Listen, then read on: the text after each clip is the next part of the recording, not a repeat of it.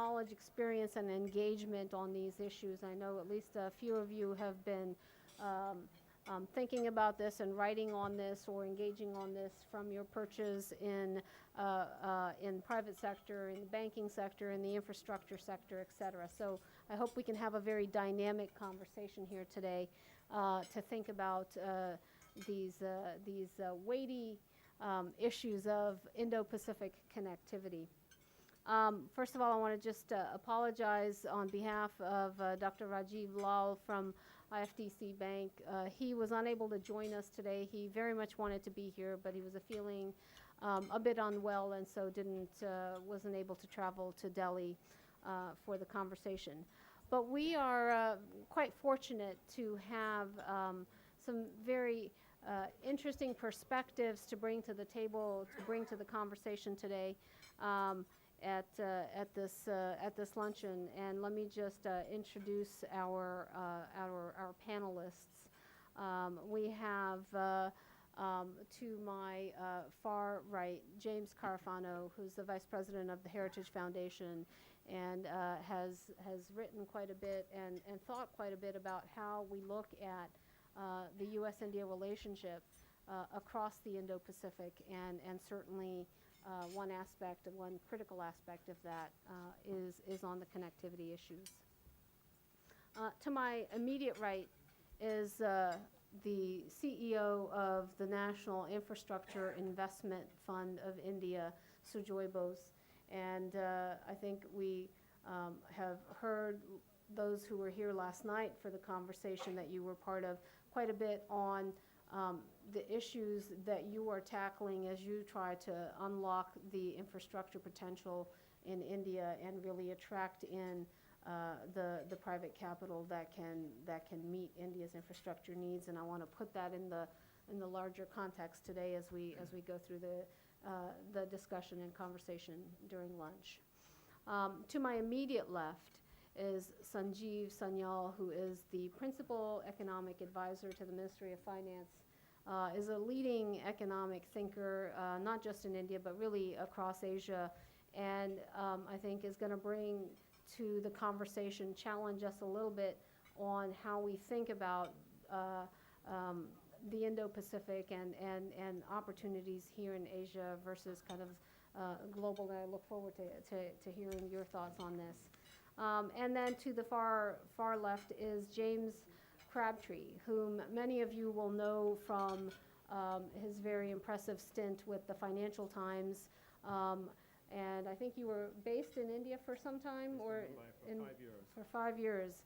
He's taking a short break from the Financial Times. He's now based in Singapore, where he's been at the Lee Kuan Yew School at the Center for Asia and Globalization, focusing on some of these issues of the Indo-Pacific from the perspective of the ASEAN and Southeast Asia. And so I think it'll be very interesting to bring in those perspectives as well. Maybe what I'll do is just frame the conversation for 2 minutes and then engage our panel on this.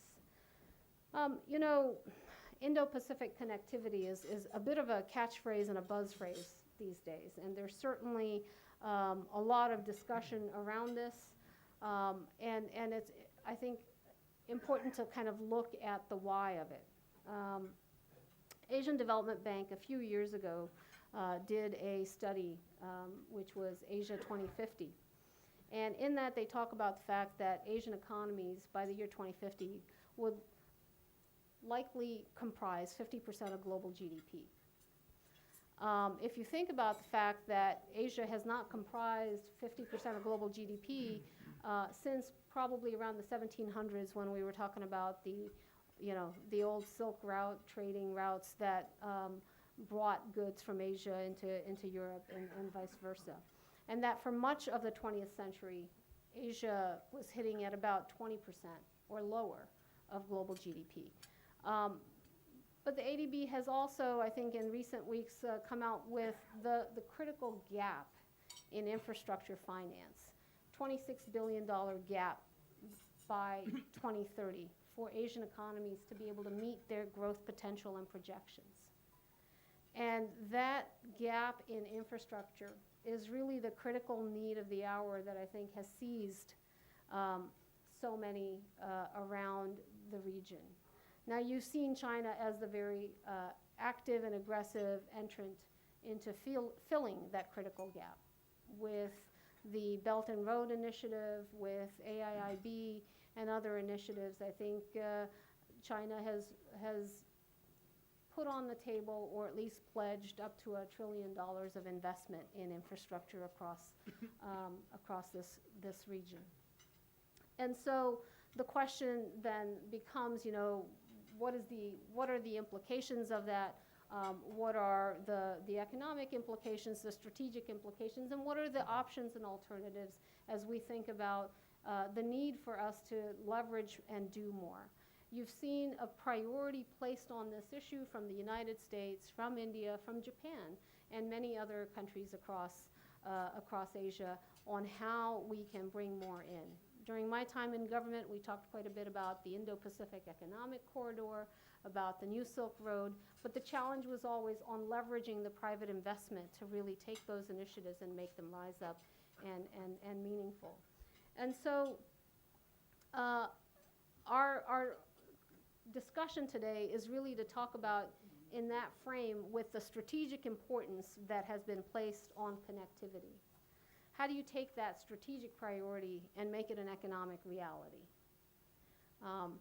And I think there's a dawning realization, though perhaps one could say that we're late to the game in understanding that the geopolitics of Asia are largely impacted, influenced, and driven by the geoeconomics rather than the other way around. So as we think about that, let's tease out the conversation and maybe get a little bit more granular. And what I thought I would do is maybe, James, turn to you first to talk a little bit about how you're thinking about connectivity, what you see as the focus in the current administration. What are some of the tools that are being looked at in ways to try to unleash more focus, more investment to advance connectivity projects? Sure.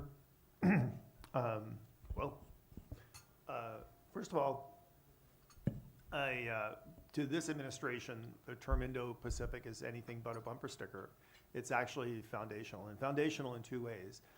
So if you look at the United States, if you kind of parse the national security strategy, and what you clearly see is that the United States recognizes that in order to remain as a global power with global interests, it really has to have peace and stability in three parts of the world that are really vitally important: Europe, the Middle East, and Asia.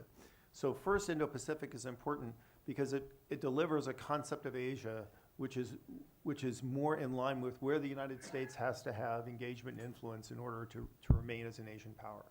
But secondly, and probably not as much as discussed, is the Indo-Pacific actually links all those three regions together. And so the United States recognizes that that's a linchpin in that. And so from that perspective, it's really important.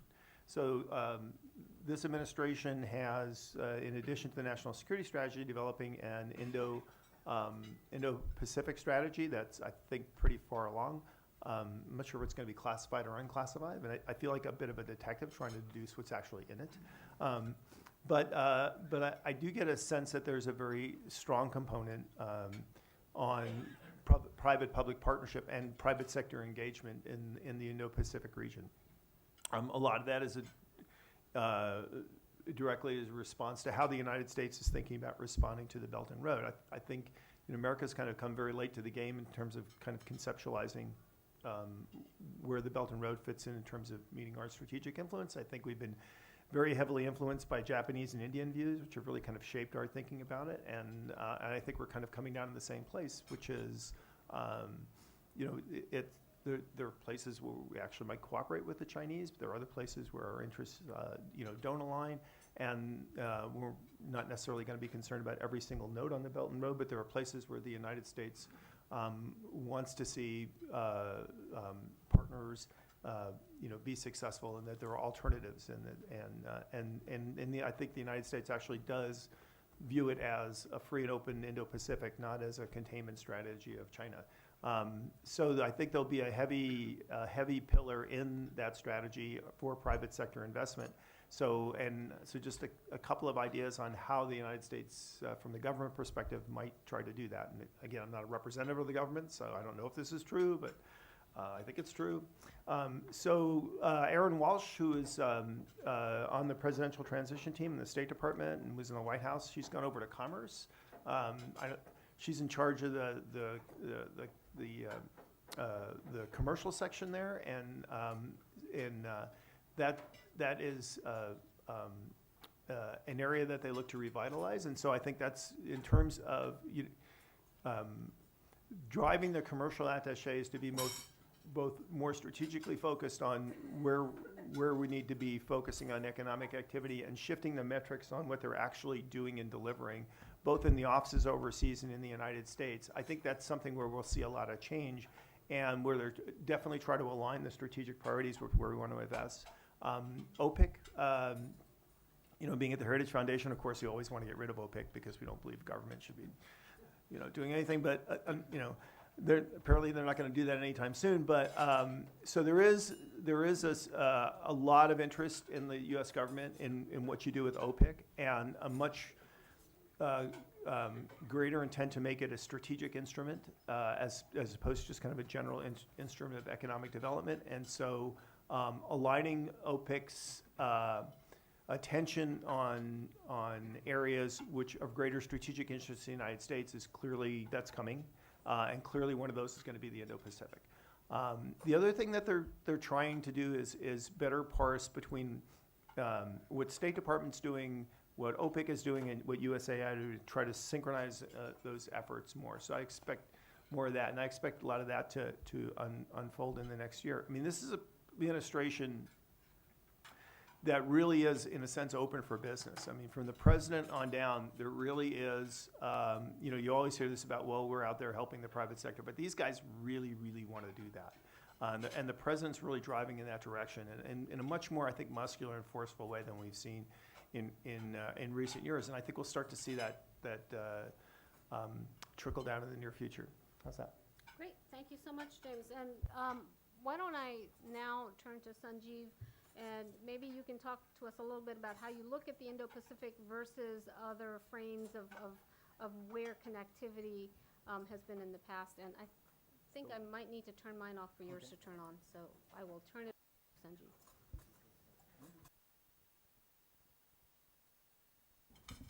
There we go. Thank you so much. Thank you very much. Yes, building, of course, there is many aspects to building the interconnectivity infrastructure. And yesterday we had a session on infrastructure talking about the financing of it, the various problems of ease of doing business, enforcement of contracts, and so on. I'm not going to repeat all of that. And I think the more interesting thing, just to get this conversation going, would be to look at the infrastructure of the mind, in the sense that India's view of itself and its place in the world has undergone a fundamental change in the last few years. Now, some of that is merely, a more confident country as its economy has grown, and so it's partly that. Part of it may be the replacement in the last few years of the old elite, which had a certain worldview inherited from a somewhat anglicized, westernized construct. So as that has got replaced, as they get replaced too, you now have a new group of people who have a much more fluid worldview and a much more longer-term worldview than has been the case. So as a result of that, you can clearly see a new sort of mental map of the world coming about, in which India's place in the Indian Ocean is very, very important. There are many reasons for that. One obvious reason for that is our geographical location, but despite, of course, that geographical location has not changed. What has changed is our worldview of it. And of course, this should not be surprising if you look at the long history of India. India's neighbors are not just Pakistan and China, as it appears sitting in Delhi, but if you take a maritime worldview, it is Oman, it's Indonesia, it's Singapore, it's South Africa. These are countries with very strong, thousands of years, in fact, of links to India. And so a rewiring of our mental map to a much more Indian Ocean construct in the context, of course, of our longer civilizational history, that is an important part of what has changed. Secondly, as sort of an extension of it, a look east approach to the world as opposed to the much more North Atlantic worldview that the first three generations who ran India tended to have. Of course, the look east policy and then the act east policy has been in place for a little while. But what has happened in the last couple of years is a much more stronger sort of emphasis on it. You can, of course, see that very clearly with our strong alliance with Japan. But you will now see that becoming stronger with time with the Southeast Asian countries. In fact, it is not by chance that you will have 10 of the heads of government coming for a Republic Day parade in just 10 days' time, on 26th of January. So there is a very much a concerted and clear-sighted change in orientation and thinking on this. Now, how does this all fit it through to the Indo-Pacific? Obviously, there are geostrategic issues here as well, but there is also comes from a different view that there is purely economic reasons to have a link through to there, and of course a worldview of even America not as an Atlantic country but as a Pacific country. I mean, this is true at multiple levels. Whether our link is to the Silicon Valley, the very large Indian community which now lives on the West Coast, the industries in which we both collaborate and compete in, which are very often software related. So the Indo-Pacific is something that is a very important part of the new emerging construct, which, as I said, is already coming together in various bits, from an Indian Ocean perspective, from a look east policy. But I think this is a very important thing because building the actual infrastructure is almost trivial. It is this mental map in many ways that drives many of these things. And that has got, I can say that as somebody who participates in much of the discussions and debates within the government, that has been fundamentally reordered. With that, I'm going to stop. Well, great. Thank you, Sanjeev. And I think, challenging us to think about the infrastructure of the mind and the mental map that brings into more sharp focus the opportunities of connectivity across the Indo-Pacific. Would love to tease that out a little bit when we get into the Q&A portion. Let me now turn to Sujoy Bose, who has the task in government of really creating the opportunity to try to bring in and leverage the private capital that can create the infrastructure that India has identified as its critical needs as you move forward. And I know this is something that you've been working on and putting a lot of thought into as well, so we'd love to hear your thoughts. Thanks, Nisha. But let me just start by basically at the point that the impact of the political relationships and the impact of the imperatives, the economic imperatives in countries outside India have such an influence on, at the end of the day, how investment flows will come into India is something that I actually have observed extremely at close hand over the last year. And I want to go back to our panel of yesterday, where we had a representative from a Canadian pension fund who basically said that their returns over the last, so their target returns are around 550 basis points. In the last 20 years, their returns have been in the range of around 6%, which is a little bit better than their target returns. Their projections, and this is with a weightage of about 70% of developed market assets. Their projections with that same weightage for the next 10 years is about 3.5%. So there has been a 250 basis point drop in the returns of pension managers who actually owe pensions to citizens in countries where they are starting to realize that they're going to have a major problem if they don't change the way they operate. And also what's happening is that some of what Sanjeev referred to, which is the political closeness of various countries, actually have an impact on the way people in those countries also assess risk in terms of their investment strategies and economic sort of aspects of their, of countries in their region and their sort of friends. And this has had a very interesting impact in the way that NIIF is also evolving and the way that we are able to have discussions with potential investors into the country. So NIIF is a fund manager with a 49% stake of the Indian government and a 51% stake of commercial investors from India and abroad.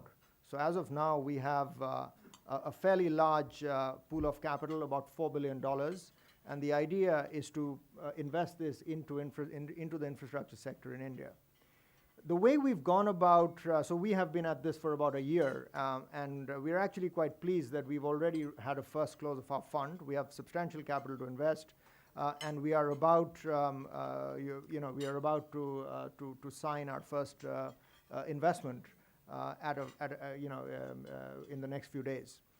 When we started trying to figure out how to go about NIIF, we basically put ourselves in the shoes. We started by putting ourselves in the shoes of international investors into the country. Now, the way that international investors approach a new country, let's say, is first they look at the macro. If they look at the macro and they see there's stable macro, there's stable politics, and there's basically potential for growth, which is either just through demographics or through ongoing reform, they start taking that country seriously. And the first move that they make is really into public markets. So it's basically listed equity and in some cases bonds.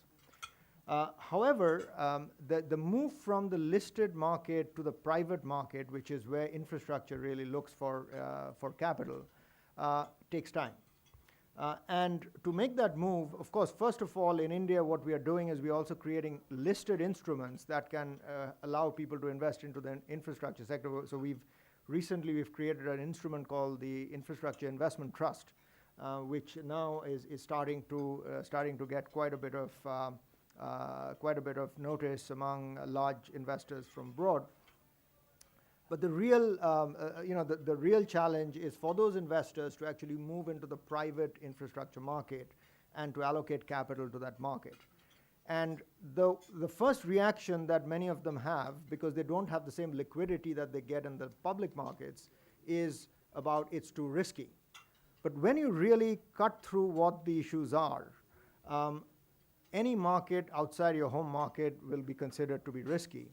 It's really how you manage those risks. And also what people want to see is they want to have the ability of, when they spend the time to assess those risks and that market, of the ability to make multiple investments on the back of their first one. So what we are trying to do is we are actually trying to create a platform where we have partnership with the government, which provides comfort to many of these investors, but at the same time, we are operating as commercial investors at arm's length from the government. Second, we operate at scale. So the whole idea is, in order to make a difference in the infrastructure sector in India, companies need to invest in scale. And one of the things we have is capital, and that's what we are working at. And to do that, you also need to create counterparties that the international investors can actually get comfort that their interests are aligned with the interests of the investors, and also counterparties who understand what's happening in the local market. So we are basically creating a platform that allows for that. And having done that, we believe that there's going to be substantial investment coming into India, because if you really think about how the markets have moved, once the Delhi metro, I mean, for those of you who have at all, by the way, I strongly recommend taking the metro to the airport. You'll be impressed. It's like the Heathrow Express, and it's much faster than driving to the airport. Once the current development phase of the Delhi metro is going to be completed, it's going to be the 4th largest metro in the world.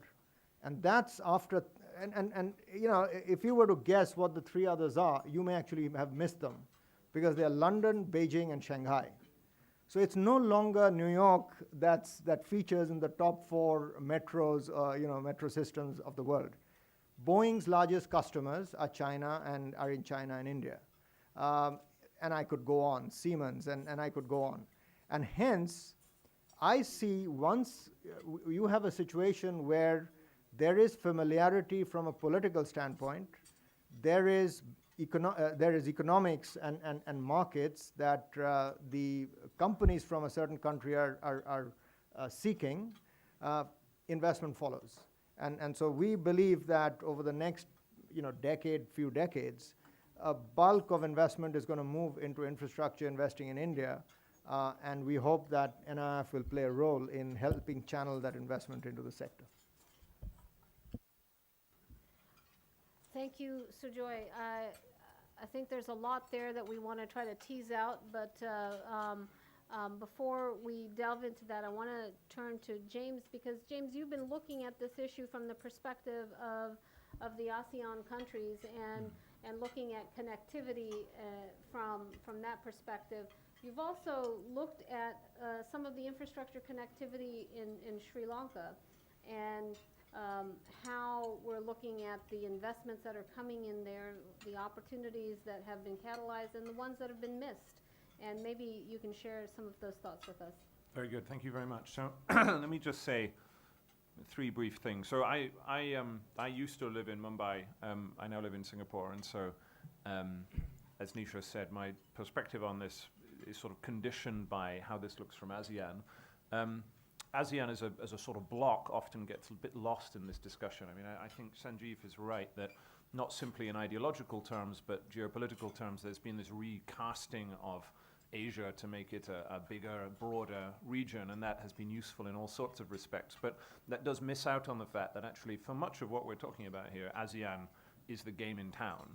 This is where most of this money is going into. It's where many of the projects are happening. The newer move, for instance, the Asia-Africa Growth Corridor, the Indo-Japanese project is rather sort of, it's under development, as James said. We're not quite sure what this amounts to yet, but the ASEAN projects are there and they're happening. And so let me say 3 things about how this looks from ASEAN. I mean, the first is that clearly people are very nervous about what's happening in the US. You need to start from that in a sense, part of the reason why people are enthusiastic about BRI is that, it's the only game in town. There are projects to be had, there's money to be offered. Some ASEAN nations, particularly the poorer ones, have been more enthusiastic about taking it. But in general, given that the US isn't really doing very much in this space, there's a vacuum that China is moving smartly to fill. And if you're sitting there in Thailand or Malaysia or in Indonesia, you need money to build infrastructure, then this is quite welcome. However, there's also nervousness about China as well, and in a sense that's the second point. There's partly a nervousness about being left out. You saw this in Singapore. So the Singaporean Prime Minister was pointedly not invited to the big BRI jamboree in Beijing at the end of last year, presumably because of the way that Singapore had reacted after the Hague ruling on the South China Sea, although this was never articulated. This was not just, obviously noticed in Singapore, where the Singaporeans made lots of subsequent entreaties to get back in the good books of the Chinese, but everybody else, in a sense, they were put on notice that if you didn't play along with what the Chinese were doing, then you get cut out of the goodies. But the same is true, as Nisha said, I used to cover Sri Lanka, and so have spent time digging around Hambantota and some of the other Chinese projects and looked at from ASEAN. People are not blind to the risks of taking Chinese money, not so much the money that is meant to be coming out of AIIB, which at the moment isn't actually giving any money because they're trying to out-standard the World Bank and doing everything by the book, and that means they're moving very slowly. But in the sort of faster and looser money that comes out of the bilateral projects, it's not as if people are ignorant of the risks of this. And so that's the second point, that there is a desire for balance.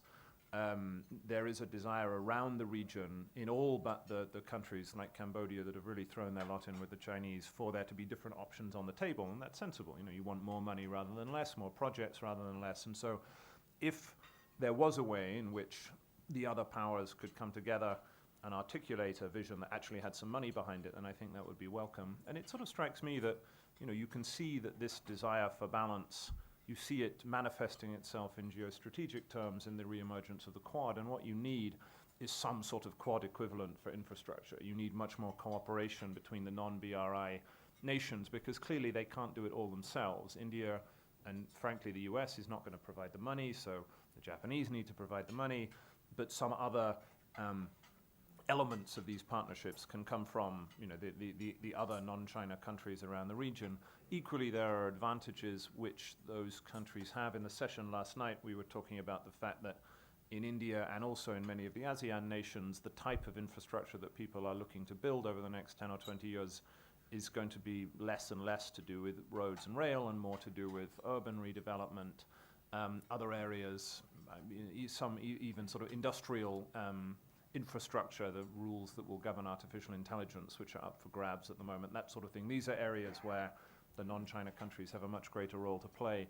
So it strikes me that while there is nervousness both about American absence and about the consequences of a greater Chinese role, there's a gap there if the sort of the other countries can come together and use the international financial institutions more effectively. So at the moment, Tharman Shanmugaratnam, the Deputy Prime Minister of Singapore, is leading an eminent person group in the run into the next G20, where he's also looking at how do you try and get more private sector capital into infrastructure with a view on this part of the world. Now, they're not looking at that in explicitly geostrategic terms, but nonetheless, there should be ways in which you could reimagine the role of the existing IFIs in a way that can bring more private capital into this picture. So I'll stop there.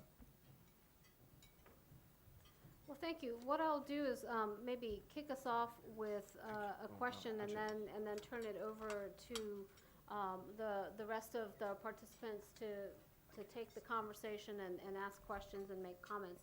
But what I guess where I'll pick up is where you left off, James, as you talk about the need for leveraging of private capital. And certainly, while you might get state capital from Japan and from a few other countries, the large capital to be leveraged is private capital. And what are some of the challenges, but also some of the opportunities to try to leverage through P3 initiatives, through ways to revolve credit?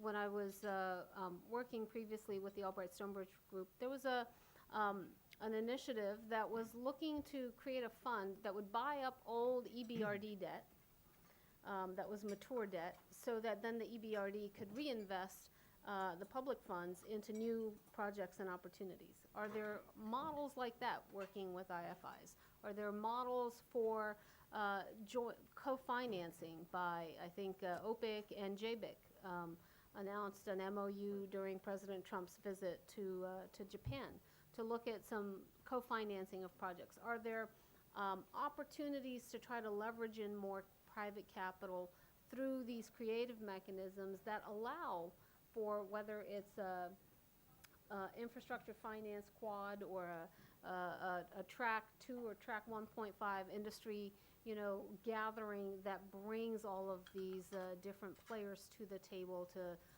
look at creative opportunities? And I'd love to hear from our panel on that, but maybe I'll start with you, Sujoy. And given that I spent 25 years at IFC, I suppose I can bring some color to that. So one of the things that I got very frustrated about when I was there was the fact that the multilaterals and the international financial institutions, I think, are focusing on the wrong thing, and particularly more recently. So a lot of the focus is basically on allocating capital, on basically investing capital. And a lot of the focus is also at a very high level in terms of creating instruments. So, for example, the Masala bond, which is, of course, a great, it's a very good instrument. But then the question always you have to ask is, when you do that, how much of that actually gets into infrastructure? And I think the piece that has been missing, which I think the multilaterals and the international financial institutions are good at, and they could play a fantastic role, but it needs more patience. And recently I think that patience has gone away. Is really building institutions. So it's really the bit about fishing and fishing for someone, and then teaching them how to fish. I mean, that's the whole difference. And what I mean by this is, so I used to run infrastructure for IFC, and we had a fantastic portfolio in India. We had $2.5 billion invested in India in infrastructure. It's a very good portfolio, but the large investments that IFC has in India were only with 3 or 4 counterparties. So the problem that you always have as an international investor is finding enough counterparties that can absorb the large amounts of capital and actually allocate that capital in projects that meet the criteria. And some of the criteria that these multilaterals bring into these countries are good. I mean, environment standards and so on and so forth are required. But a lot of times, there are not enough counterparties with the same alignment of interests, with the same amount of capital that is required to actually, on an ongoing basis, replicate these projects and build them at scale. And I think that is a real gap. And the reason I've come to NIF is actually to try to address that gap and really build counterparties for international capital that ultimately can absorb that capital and channel it in a responsible manner with partnership from the government, which in infrastructure is critical, into actually building stuff. So this is where I think there is currently a gap. And again, James was mentioning AIIB. I think AIIB is also very much going into the mold right now of basically lending to either government entities or subnational entities. They've just started lending to the private sector, to investing in the private sector. But I think the institution building aspect is still not getting enough attention and definitely needs more. James, did you want to weigh in on some of the creative tools perhaps that we can think about for bringing more private capital into play? And I want to just ask also if you think, entities like the Millennium Challenge Corporation, where this is the one place in the U.S. government that does do infrastructure finance, doing $500 million compacts with countries to do power sector, road, et cetera. Is there an opportunity to take that and leverage private capital into something like that?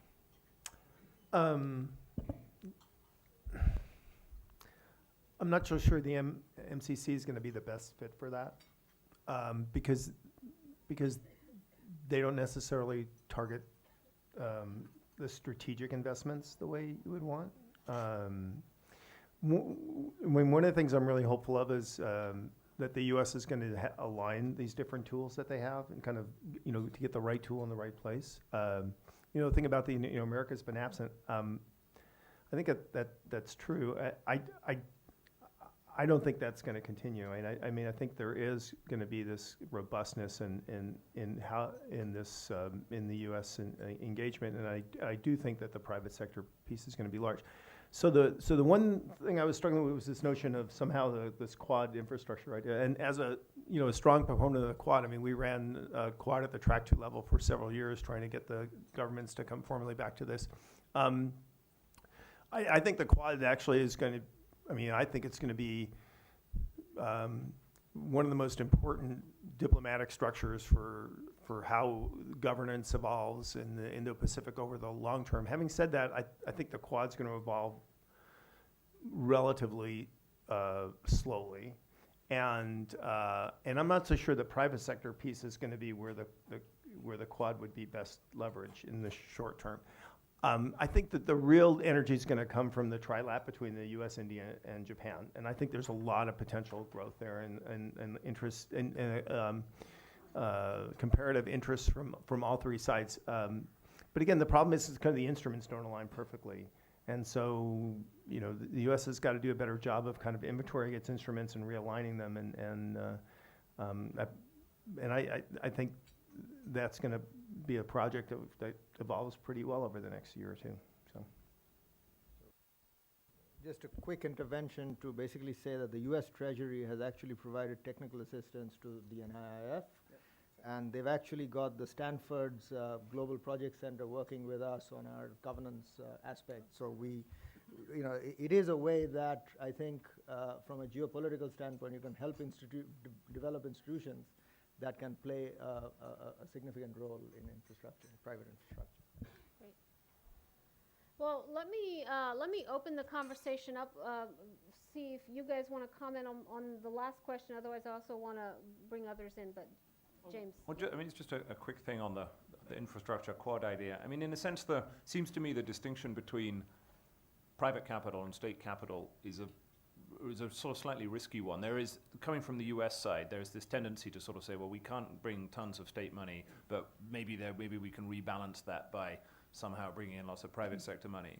And this seems to me problematic in two respects, one of which is they often depend upon each other, that private capital looks to some sort of state framework as a sort of mitigating factor. We saw that in the discussion last night, but also, you know, investors are worried about geopolitics. They want to know they've got some air cover.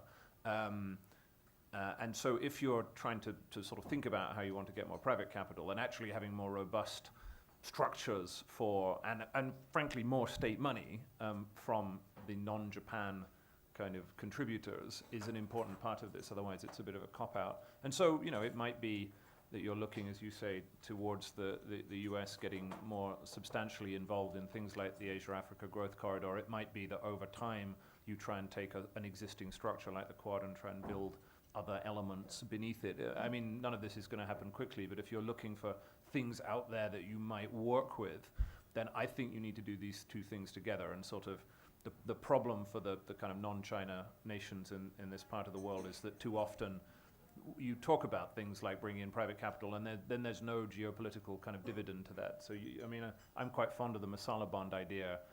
Your colleague, Jingdong Hua at IFC, it's one of the few things I get credited for my time in Mumbai that I named the masala bond. I wrote the piece in the FT when the thing didn't have a name, and sort of went through the available foods and animals which could name this thing and said it should be called the masala bond.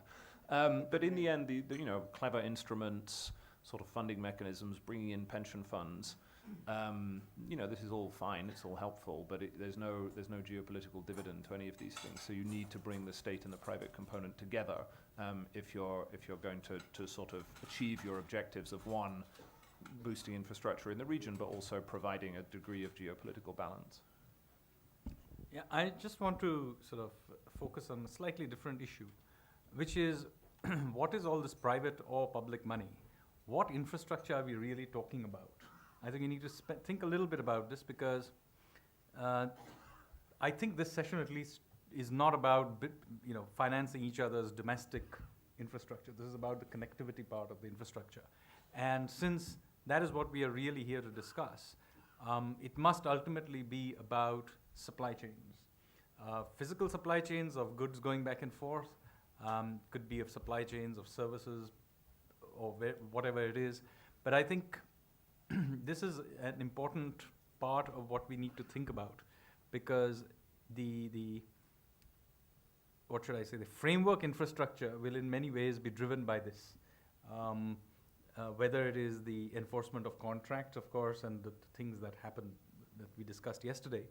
But I think an important part of this, as I said, has got to be the mental map, because the East Asian sort of network, the dense supply chains that exist there, have a lot to do with the geopolitics of the 80s, 70s and 80s that then spilled over into the 90s.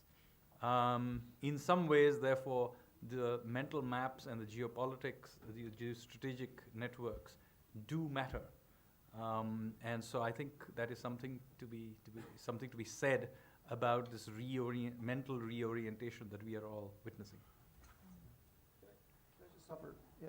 So one thing that I think is going to come out of the Quad that's going to be very helpful is And one of the initiative will be on domain awareness, right? So we've got these maritime domain awareness centers that are kind of sprinkled throughout the region. And there is this kind of grander vision of linking all this together to kind of create a larger situational awareness picture. Coupled with that is a real interest in kind of building constabulary maritime capacity, particularly in coast guards. That's going to help provide a lot of safeguards and for, I think, for maritime infrastructure, right? So that actually I think would be quite helpful and kind of an accelerant, on the maritime component of that. And the other thing we see a lot is a lot of cooperation in the cyber realm between Australia, US, India, and China, and that's certainly going to help in terms of creating greater comfort in that space for infrastructure investment in the region. So, yeah. So I think those are kind of under-recognized accelerants in the opportunity for infrastructure strokes that we're going to see throughout the Indo-Pacific in the next few years. And those are coming on pretty quickly and are actually relatively short-term things, right? Because a lot of that stuff's already there. It just needs to be kind of linked together and synchronized. And there'll be a lot of capacity growth without actually, doing very much different other than just linking all those things together. Let me turn to the rest of you and see, please introduce yourself and then ask your question, and we'll try to get around as many and just call on it. Thank you very much. My name is Fyodor Wojtolowski. I'm from Institute of World Economy and International Relations of Russian Academy of Sciences. I have two questions. One question is for Dr. Sanyal. Taking into account the development of interdependence between China and the United States, which took more than 30 years, and now we know that figures of trade turnover are receiving $600 billion, and with India, the United States are having less than $70 billion in trade turnover. The same figures are in the sphere of investments. Taking into account these figures and taking into account this interdependence, how much time do you think it would take for India to receive such figures with the United States? And do you see, drivers on both sides, the same that United States are having with China to receive such figures in trade turnover and in FDI? And I have second question, which is for Dr. Carafano.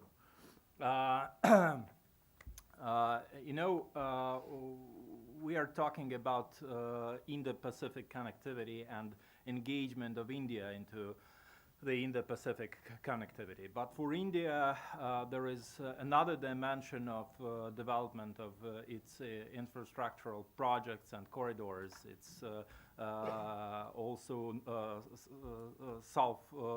north-south dimension. And, India is looking forward cooperation with Iran in this sphere, and already is working with Iran on developing railroads and logistical corridors. So taking into account this cooperation and its perspective, how do you think the United States would react to these, bilateral activities and efforts, taking into account that U.S.-Iranian relations are becoming more and more complicated? Thank you. See, these kinds of things take a long periods of time. I mean, the number, there's no question that India's trade with the US is a fraction of what it is with that China has. That is, I'm not questioning. But what is the origins of all of this? The origins of it is Nixon, Kissinger in the 1970s. But the next 20 years, actually, nothing much happened. It's really in the 80s where there's this explosion of growth, which has led to that number that you just quoted. So India, thankfully, is not starting from where Nixon and Kissinger had to start.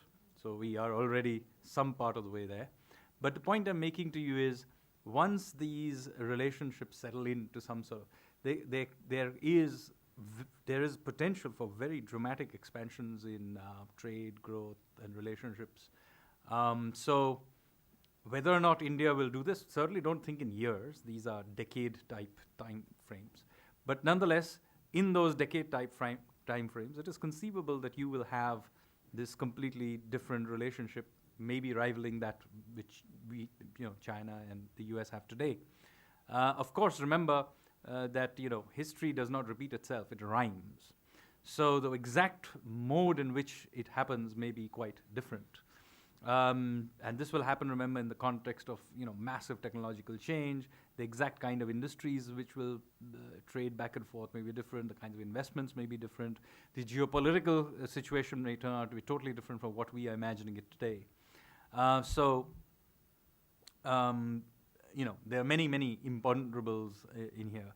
But the fact of the matter is that these things need to be looked at, when you're creating the foundations of these relationships. You've got to take a much broader view of these things than, next quarter's GDP growth or next quarter's trade numbers. Yeah, that's a great question. White sticker, there you go. What's that thing? I think I just launched the nuclear weapons, sorry. Well, see, if you're in Hawaii, you wouldn't think that was funny. So one of the cornerstones of, I think, the U.S. approach to the Indo-Pacific strategy is that the U.S. is not going to be asking countries to take sides. You're going to do business with us and be friends with us, and you're not going to do business with anybody else and be friends with everybody else. That doesn't make any sense. China's a good example. We do business with China. We're not going to stop doing business with China. We don't expect other people to stop doing business with China. So I don't think there's a presumption that, in a sense, India completely changed its relationship with Iran because it's strengthening strategic relationship with the United States. That's not on the table. How much support or interest the U.S. has in that, I think it's kind of up to the Iranians. I mean, if you actually look at the administration strategy or their attitude towards Iran, they are treating Iran as an adversarial power. I mean, this is a 180-degree shift from the last administration. The United States does not see the way forward with Iran through engagement. That Iran is an adversarial power that is a destabilizing force in the region, and that the destabilizing effects of Iranian foreign policy are not in U.S. vital interests, and we want it to stop. And but I think it's very, it's noteworthy the president didn't just pull out of the Iran deal, and instead, he's now pushing for a framework where they want additional conditions and guarantee to not just deal with the nuclear proliferation issue, to deal with the nuclear proliferation issue, and then that doesn't presuppose that the U.S. won't continue to kind of bump heads with Iran on other things. So, we'll have to see how the Iranian regime responds to that. I mean, look, we're never going to be best buds, but if we stop bumping into each other's vital national interest, then I think the U.S. concern with Iranian joint projects that actually make sense and are actually good for the region, and actually offer real alternatives. I'm not sure the United States would have a big problem in that, but we're a long way from, I think, hearing saying what that call is. So I wouldn't say never. I certainly would say not now. Yeah. My question very general. This is former Indian Ambassador Suren Kumar. I'm also founder of Indo-American Friends Association. My first question to you, Nisha, in your earlier incarnation within previous administration, you're talking about Asia pivot, Asia relevance. Now we are Indo-Pacific. Now this journey, in the eyes of many Indian commentators, is greater recognition, acknowledgement of India's position for the stability. Whether do you agree with this? My other question is, Mr. James, on your right. Now you start with initial remarks, you said US want peace in Middle East, Europe, and Asia. Now President Donald Trump's one single announcement of shifting the capital, embassy to Jerusalem, entire Middle East, including Saudi Arabia, where he went first time after becoming president. So many feather ruffle, then turmoil, and the vote in General Assembly shows how many countries were against you. As for Europe, his visit to UK is cancelled for reasons all known. His relations with German Chancellor are also not as close as they were earlier. In Asia, if you include North Korea and Afghanistan, certainly is part of that. This also, so I don't know whether the current president's best intentions of conducting his foreign policy through Twitter or whatever really helps stabilizing the region or create more disruptions? Thank you. Well, I'll be very brief and then turn to James, and then we'll try to get as many additional questions in the short amount of time that we have left. I'll just say that I think that there's no question that there's a recognition in the United States and around the world of India's growing importance, economic and strategic importance. And so you're seeing far more prioritization of that relationship and ways in which to engage not just bilaterally, but regionally and globally. James? I'll just be really quick so we can get back on topic. I disagree, okay? And I think I'll just look at the Indo-Pacific as an example. If this administration was not a force that people wanted in the region and think it was important in the region, then the Quad would never have gone back to the official level. And I think that signal alone is a very powerful signal that the United States is not disengaging, that people see the United States as an important partner. And so I do think that they're bringing peace and stability, not taking it away. Okay, let's. My name is Shailesh Pathak. I work for Larsen and Toubro, L&T. And we also have a large PPP program where we get $1 million per day of toll. So coming to Sanjeev, who said that this is a trivial part of actually building the stuff. The more important is mental infrastructure. I'm in the trivial part. And Nisha, you said strategic priority to economic reality. Now, I remember 2007 when a lot of American capital had come to Bombay. And Hank Paulson that time was, I think, Treasury Secretary. And he said a wall of money is going to hit India from the United States. So that was 2007. Currently, we're talking about private capital for connectivity in ASEAN. And I thought the Asia-Africa Growth Corridor is a good proxy for that. I mean, L&T has got business in ASEAN and in Africa, and I'm particularly about Africa. And Sanjeev, you mentioned our neighbor is South Africa. How do we see private capital getting really into this connectivity infrastructure? Because Sujoy would agree that private capital hates risk. In fact, private capital loves constructed assets which can be refinanced. So a TOT highway program that's being launched in India is amenable for private capital. Will private capital finance a road from India to Singapore? Perhaps not. So are we really talking about creating infrastructure or refinancing infrastructure is the question.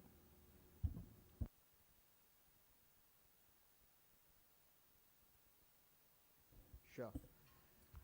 Yeah, I mean, cross-border risk, which, across emerging markets, even across developed markets, is always considered to be the riskiest projects from a financing standpoint. Having said that, I've been part of an institution that has done 2-3 of these things quite successfully, and mostly they were in the pipeline sector. And going through extremely tricky cross-border issues, combination of the national governments, of other governments, and of multilaterals. I think the tools are all there. It's really the ability and the willingness and the desire to bring those tools to play to do something complex. And the concern that I have is that I think we are at a point of time where a lot of the wall of money or whatever it is basically after very easy stuff, and there's a bit of a lack of leadership right now, I think, of who's going to actually make these kinds of projects happen. But we've basically dealt with cross-border roads, we've dealt with cross-border pipelines, we've dealt with risks, where you put an airport in a country and airlines from other countries use it as a hub. So when there's a commercial, underlying commercial sort of basis, with the right leadership, I think these projects can happen. But I agree with you that they are very difficult projects to finance privately. perhaps governments have to take a more strategic view of these projects and finance them. But having said that, I mean, the way you can finance these projects is by taking those other projects that the private sector is willing to pick up, selling them, and using the capital to do stuff like this. So I think at the end of the day, it's really public and private capital. Someone taking a look at it and saying, where's private capital the best suited?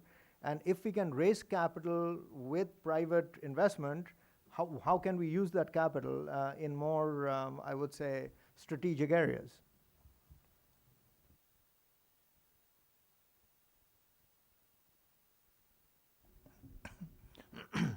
My name is KP Nair. I've been a journalist most of my adult life, but I'm not here as a journalist. Increasingly, I do a lot of strategic analysis for various people. My question is for Mr. Sanyal and Mr. Bose. Mr. Sanyal, you referred to the old elite in your initial remarks, and Mr. Bose, you referred to the need among foreign investors for political confidence and political stability. My question is, how much of a handicap are legacy issues in India in what both of you do? I mean, in the past, virtually everyone who has had to deal with India in the old system has had problems, and many of those legacy issues have not been solved. So how much of a problem are these legacy issues in what you do in the new setup in India?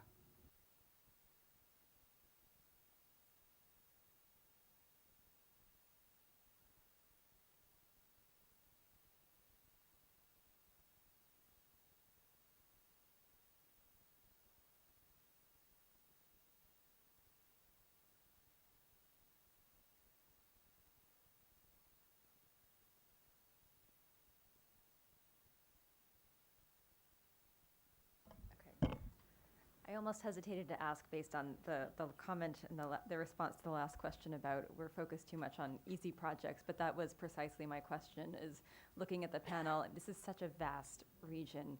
What would be the priority areas of focus? What is the low-hanging fruit? Where are the supply chains? What are the most important supply chain targets that you would be focusing on?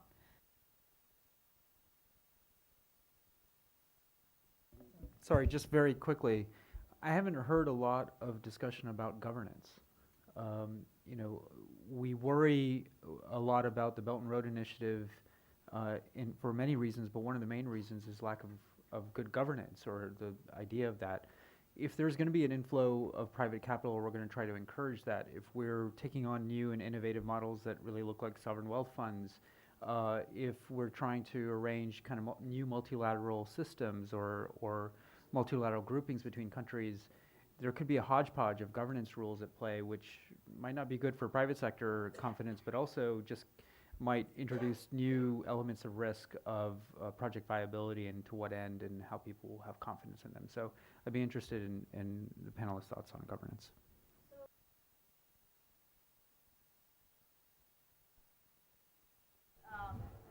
Moving into Indo-Pacific connectivity and attracting private capital, what are some of the governance challenges? And I think we talked about in fact, I think you've talked about and written about the need to kind of factor in the environmental standards and sustainability into infrastructure projects. And then finally, what are some areas where we could try to put some quicker wins on the table, despite the fact that there are larger, more complex, systemic issues that need to be dealt with. So why don't we go across the panel on that?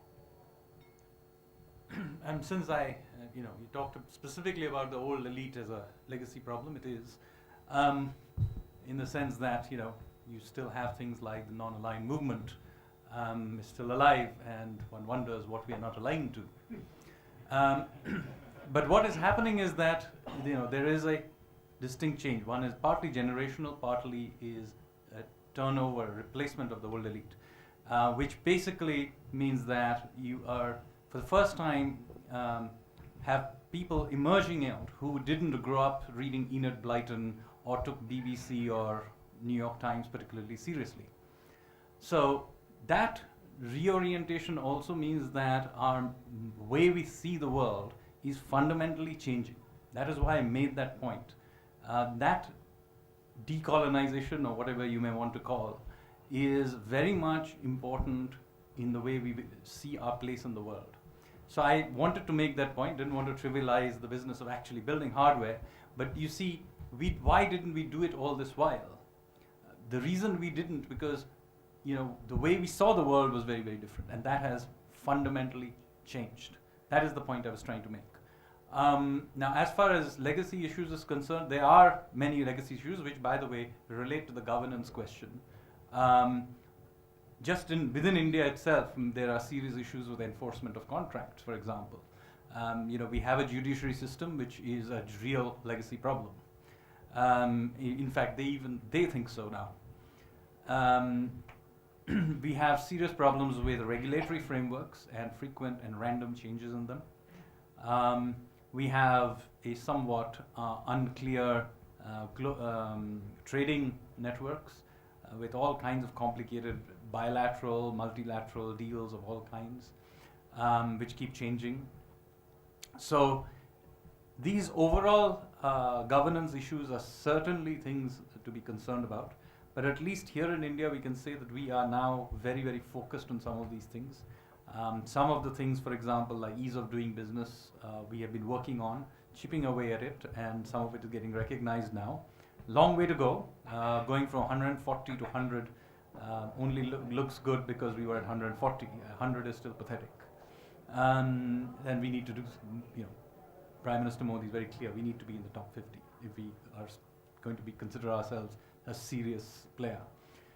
So at least internally we are serious about some of these things and creating a stable framework for both the private sector, but also a stable outlook on what we as a country want to do with even the public part of that investment. So that is the sort of context in which we are going about it.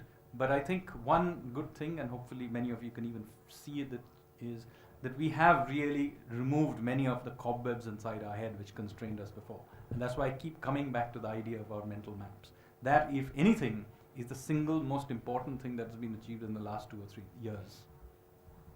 So I know we're being asked to wrap up quickly, but what I thought is I'll just go across and give everyone a chance to talk maybe about low-hanging fruit and or governance issues that you think, or other final thoughts, and I'll just... Oh, very, very quickly. I mean, I think there is a temptation in all of this process to think about a kind of race to the bottom on governance. Lying behind your question, I think, is the supposition that that would be a bad idea. That's what I agree with. I mean, I think whatever framework it is that you begin to deliver these projects through, then governance needs to be as high as it was before. But I thought Sanjeev made a kind of useful distinction that we need to keep in mind that what we're talking about here is international projects, mostly sort of connectivity between nations, not just building things within them, which gets to your point, sir, about L&T. And it sort of strikes me that, I mean, it's not quite a low-hanging fruit, but within the nations that we're talking about, you have companies like L&T. We haven't talked about European companies, Japanese companies. In Singapore at the moment, there's a real palpable desire, not really articulated, but that the Japanese should bid for the new railway that is going to go up north out of Singapore, simply because there's a belief that it will have higher standards and it won't break down, it will be better run.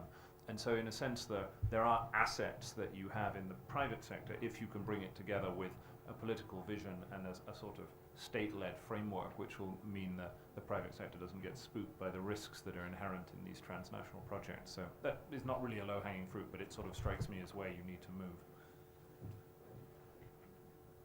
So, having invested in the infrastructure sector for many years, can't remember a single low-hanging fruit. Where you're entering into a concession for 25 years with a regulator who's trying to balance a monopoly with the interests of the public, you will always have problems. And I think that's where what Sanjeev was saying, which is, and I mentioned that when investors look at markets, they look for stability, but they also look at reform. So coming back to your thing about legacy issues, I mean, last year Argentina raises a $16.5 billion global bond, and obviously it says that investors are prepared to come back in as they see reform and as they see corrections of some of the historical aspects. And I think in India, in my mind, the insolvency and bankruptcy code from an infrastructure investor who's taking risk, and from the perspective of raising debt for those projects, I think is a huge reform, which itself is going to provide a lot of comfort and provide a lot of clarity to to all the problems we deal with even the easy projects. Yeah, from the government, U.S. government side, like I said, I don't think there's a larger role for the MCC, but there is, I think, a broader interest in the U.S. government about adopting some of the MCC methodology and thinking about projects going forward. So that's probably something I think we'll see applied in the near future. Great, and I know you wanted to get a quick word in, so. Should I? It'll be a quick one. My name is Dharmendra. I head the planning division in the Ministry of External Affairs. There was a comment about Iran and something James responded to, and what Shailesh out there said. I just returned from Zambia a couple of months ago, so I've seen in station what our experience in implementing development projects is and responding to host countries' needs for support. Having said that, what we look at now is going to be more of state-led capital interventions. I think we need to keep that in mind when you talk about infrastructure projects. I'll take Chabahar, where we work very closely with the Iranian government in developing the port adjacent to Bandar Abbas. We're not trying to see what the cost-benefit ratios in matching Bandar Abbas with Chabahar are going to be. And we are getting private capital now to enter Chabahar by preparing an export-free zone where they will utilize Iranian gas to manufacture urea or fertilizer for consumption in India. So it has to be a combination of all these factors in terms of involving state-led capital and inviting private sector participation. But we are doing this, and I think it's going to get more and more intense. For instance, we bypassed Pakistan in getting the air corridor going with Afghanistan. So you will see more creative and innovative methodologies like this. Thank you. Well, thank you. I think that was a very useful intervention on which to conclude our conversation, because I do think it's going to require us to think about more innovative ways in which the state and the private sector can collaborate. And I think this is one of the areas where the U.S. India Business Council is starting to put its focus and attention, because there is so much interest and potential, and this was a great beginning of that conversation. But as we move forward, we want to be able to continue to engage on how we can bring industry and government together to look at the enormous potential for engaging on infrastructure and connectivity projects across the Indo-Pacific. So thank you very much for joining us today, and I know we're running a little bit behind, but really enjoyed the conversation and look forward to moving it forward.